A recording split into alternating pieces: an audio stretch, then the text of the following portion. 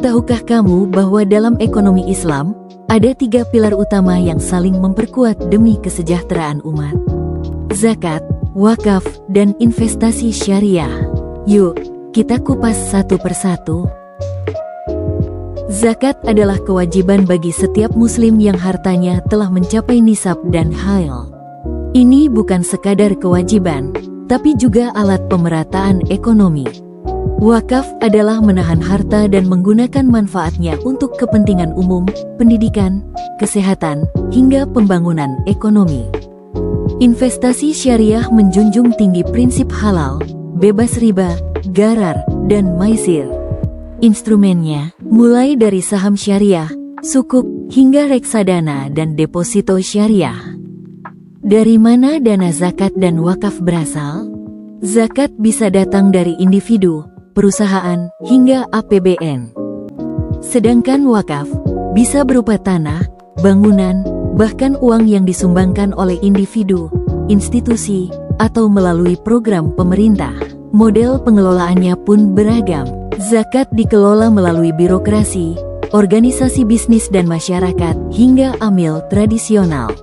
Wakaf kini berkembang menjadi wakaf produktif dan wakaf uang, yang dikelola secara profesional untuk hasil berkelanjutan. Lembaga-lembaga seperti Basnas, LAS, dan BWI punya peran penting dalam pengumpulan dan pengelolaan dana ini secara akuntabel dan transparan. Dalam berinvestasi, dana zakat dan wakaf berpegang pada prinsip syariah, profesionalisme, keadilan, dan kemaslahatan. Modelnya bisa musyarakah, mudharabah, ijarah, dan murabahah. Lalu bagaimana praktik pengelolaan zakat dan wakaf di negara lain?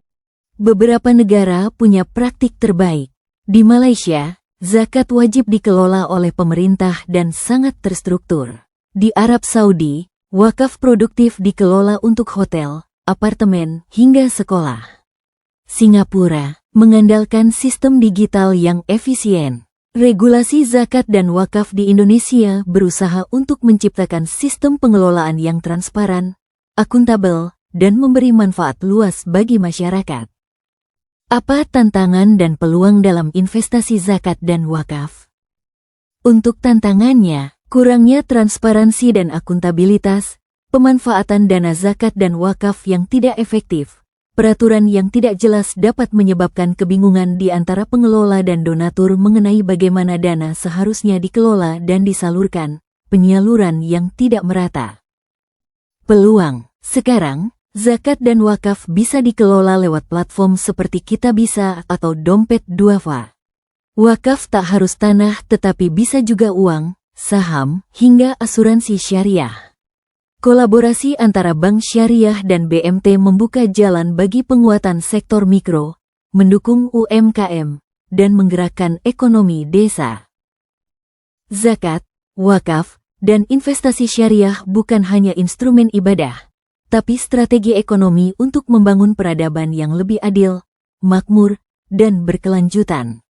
Mari jadi bagian dari gerakan ekonomi Islam yang berdaya dan berdampak. Sekian, terima kasih.